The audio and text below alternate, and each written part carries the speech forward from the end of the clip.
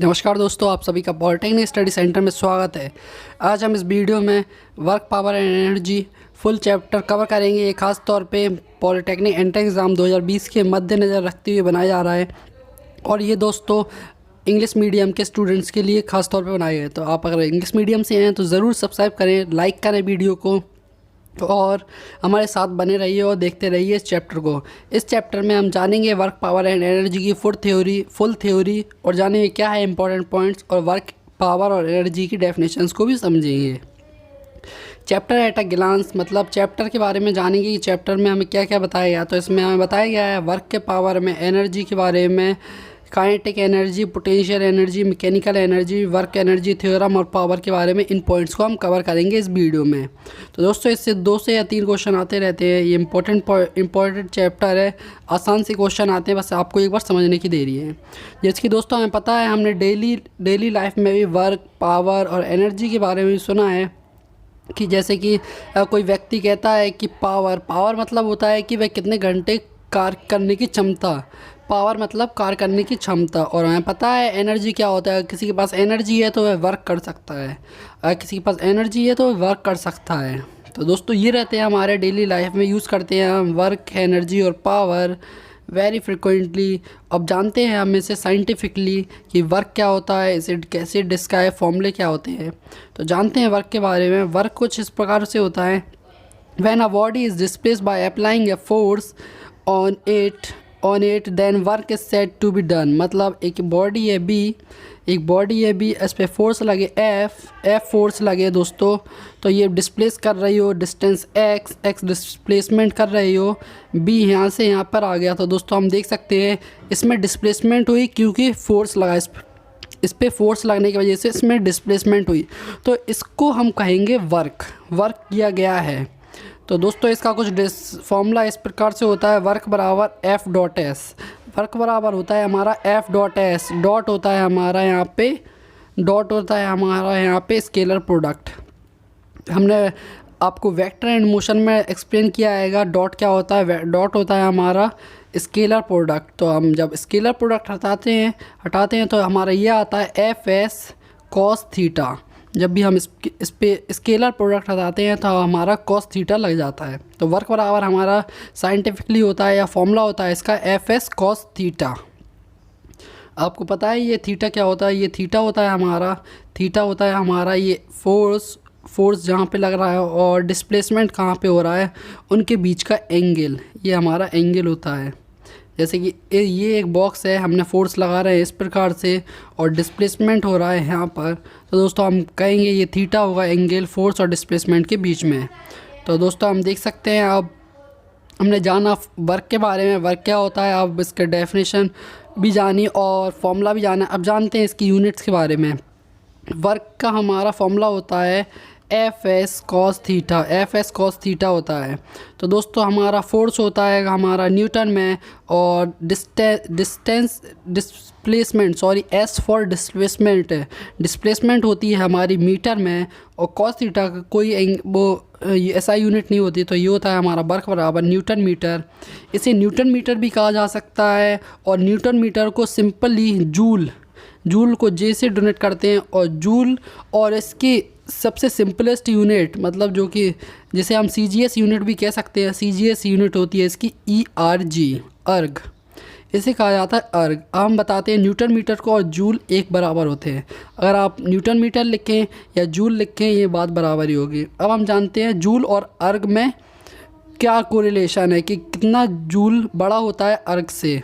तो हम देख सकते हैं अर्ग होता है हमारा 1 जूल बराबर होता है 10 की पावर 7 अर्ग। मतलब ये 10 की पावर 7 अर्ग मिल जाएंगे तब ये 1 जूल के बराबर होंगे। तो ये एक CGS यूनिट है, अर्ज पूछ ली जाती है आपसे CGS यूनिट, और 1 जूल बराबर 10 की पावर 7 ERG भी पूछ लिया जाता है आपसे क्वेश्चंस में, मल्टीपल क्वेश्चंस में। और हमने बताया था आपको इसकी SI यूनिट और MKS यूनिट इसकी होती है हमारी न्यूटन मीटर और जूल। अब जानते हैं दोस्तों हम जानते हैं if a direction of a force is towards the centre of a circle and direction of a motion is along tangential to the circle at the point and the perpendicular to the direction of the force then the work done is zero. मतलब दोस्तों आपने ये वाला example तो सुना ही होगा, अगर आपने 10th और 12th की है तो आपने सुना होगा एक कुली अगर एक कुली अपने सर पर कुछ बाहर रखे हो, अगर अपने सर पर कुली जो काम करता है तो उसका वर्क डन ज़ीरो होता है। उसका वर्क डन कुछ इस प्रकार से ज़ीरो होता है, जो इसका बॉक्स रहता है, मान लीजिए बॉक्स ऊपर रखा है, ये बॉक्स है, ये कुली इस डायरेक्शन में जा रहा है, मतलब फोर्स इस डायरेक्शन में लग रहा है, इसका फोर्स मतलब है इस साइड जा रहा है तो इसका फोर्स हमारा डिस्प्लेसमेंट, और हम इस कहेंगे क्योंकि ये इस साइड चल रहा है तो इसका डिस्प्लेसमेंट इस डायरेक्शन में हो रहा है।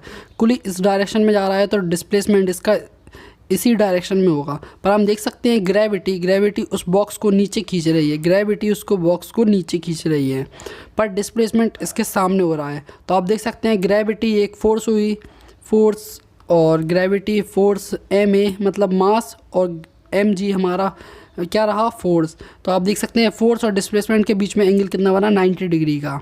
तो हम देख सकते हैं एफ वर्क डन बराबर होता है एफ एस कॉस थीटा। तो हम देख सकते हैं थीटा बराबर अगर 90 डिग्री हो जाएगा तो कॉस थीटा हमारा ज़ीरो हो जाएगा, तो वर्क डन हमारा ज़ीरो हो जाएगा। तो इस प्रकार से कहा जाता है एक कुली द्वारा वर्क किया ज़ीरो होता है। अब आते हैं दोस्तों एनर्जी के बारे में।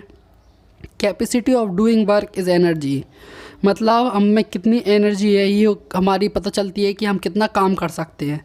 हमारी कैपेसिटी ऑफ डूइंग वर्क हमारी एनर्जी कहलाती है। एनर्जी हमारी कई प्रकार में होती है। एनर्जी को हम ना ही क्रिएट कर सकते हैं और ना ही डिस्ट्रॉय कर सकते हैं।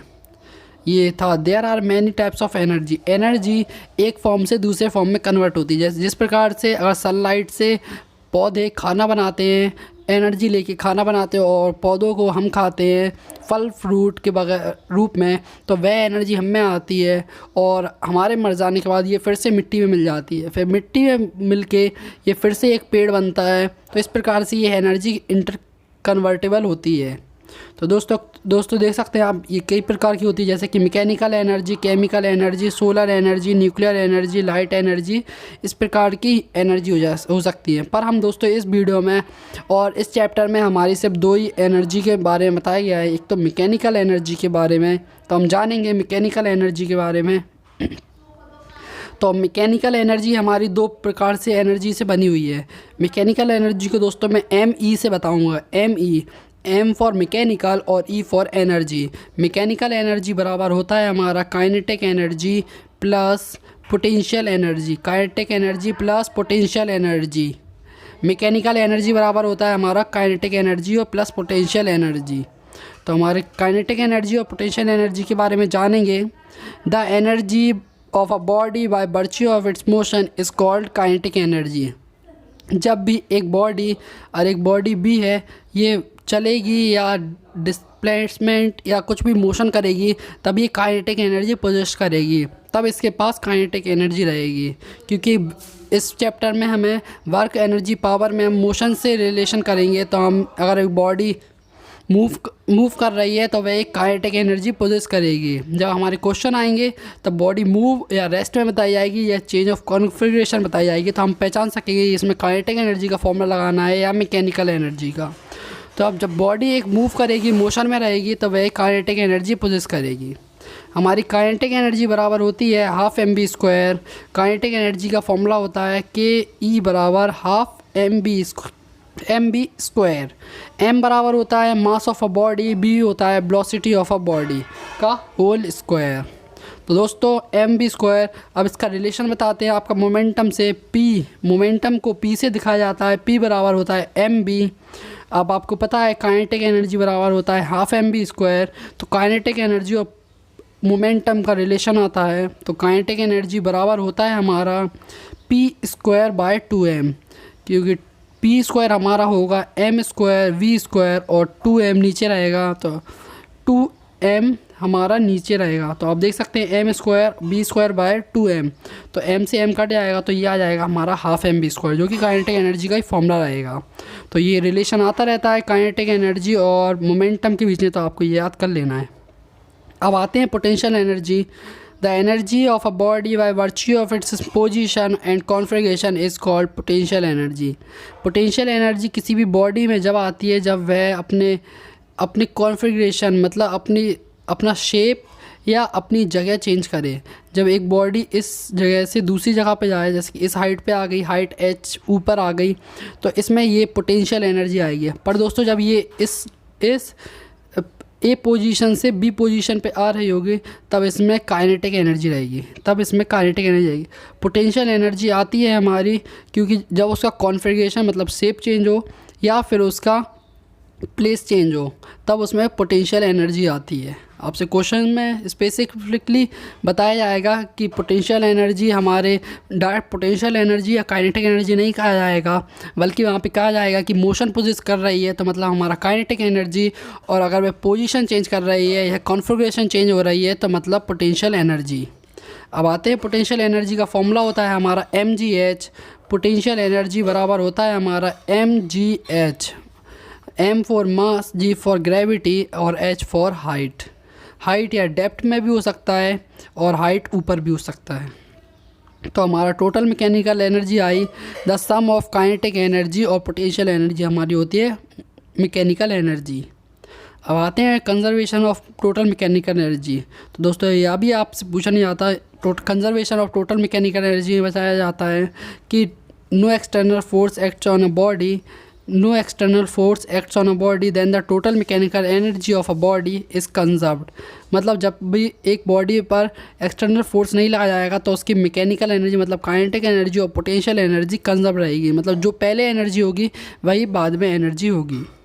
तो ये भी लॉ आपसे नहीं पूछा जाता, आपसे काइनेटिक एनर्जी और पोटेंशियल एनर्जी इंपॉर्टेंट है फॉर्मूले के बेस्ड पे। अब आते हैं वर्क एनर्जी थ्योरम। ये वर्क एनर्जी थ्योरम, तो वर्क एनर्जी थ्योरम कहता है it states that the sum of work done by all the forces acting on a body is equal to the change in kinetic energy. मतलब किसी भी body पे अगर forces लग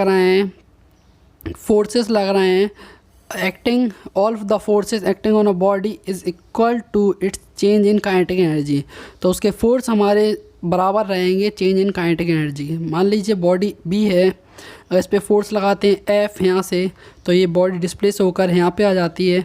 अब यहाँ से फोर्स लगाते हैं एफ़ तो ये बॉडी डिस्प्लेस होकर यहाँ पे आ जाती है। फिर यहाँ से फोर्स लगाते हैं एफ़ तो हमारा ये आ जाएगी F1 पहला फोर्स, F2 बाद का फोर्स और F3 तीसरा फोर्स। तो ये बॉडी यहाँ पे आ जाती है B। तो आपने देखा ये डिस्प्लेसमेंट कवर की और फोर्स लगाया गया तो हम देख सकते हैं इसकी change in kinetic energy.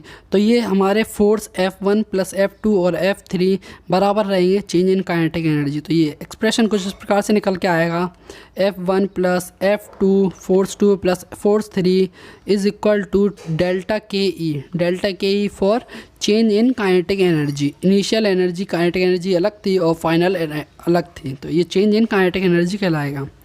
Work energy theorem, इसका स्टेटमेंट भी आपसे नहीं पूछा जाता दोस्तों, तो ये इंपॉर्टेंट नहीं है इतना।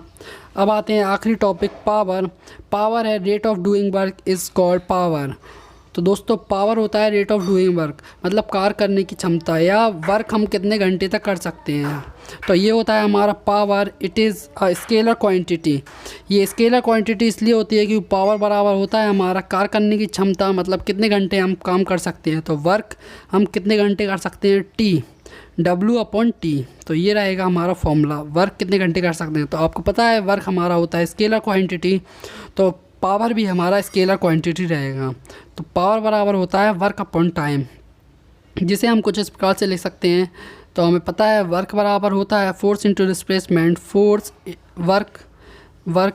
पावर बराबर होता है वर्क अपॉन टाइम और वर्क बराबर होता है force into force dot S मतलब फोर्स और S force scalar product of displacement upon T.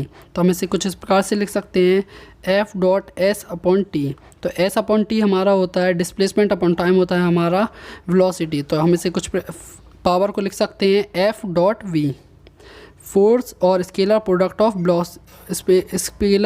Of velocity हमारा होता है पावर। तो दोस्तों ये था हमारा पावर की यूनिट होती है, पावर बराबर होता है हमारा वर्क अपॉन टाइम, वर्क की यूनिट होती है जूल अपॉन और टाइम की होती है सेकंड, जूल पर सेकंड हमारा बराबर होता है वाट। ये होता है हमारा वाट के बराबर। तो जूल पर सेकंड या वाट हमारी इसकी ऐसा यूनिट रहेगी। अब जानते हैं 1 किलोवाट बराबर होते हैं 10 की पावर 3 वाट, 1 मेगावाट बराबर होता है 10 की पावर 6 वाट और 1 हॉर्स पावर बराबर होता है 746 वाट। तो ये आपसे पूछ सकते हैं और आपको यूनिट, वर्क, पावर और एनर्जी की तीनों की यूनिट आनी चाहिए। और ये हैं कुछ एक्सपर्ट टिप्स जिसे आप बाद में देख सकते हैं। ये आपको जो पढ़ाया है वही है दोस्तों। अब वीडियो यहीं पे ख़त्म होती है। हमने पावर और वर्क के बारे में जाना। आपको पावर का फॉर्मूला इम्पोर्टेंट है और इसके साथ ही हमारा पोटेंशियल एनर्जी और काइनेटिक एनर्जी इम्पोर्टेंट है और वर्क का फॉर्मूला भी इम्पोर्टेंट है। तो दोस्तों ये रही हमारी वीडियो, पसंद आई तो लाइक करें और दोस्तों ऐसी वीडियोज़ बनाते रहते हैं, सब्सक्राइब करना ना भूलें। और पूरी देखने के धन्यवाद दोस्तों। जय हिंद, जय भारत।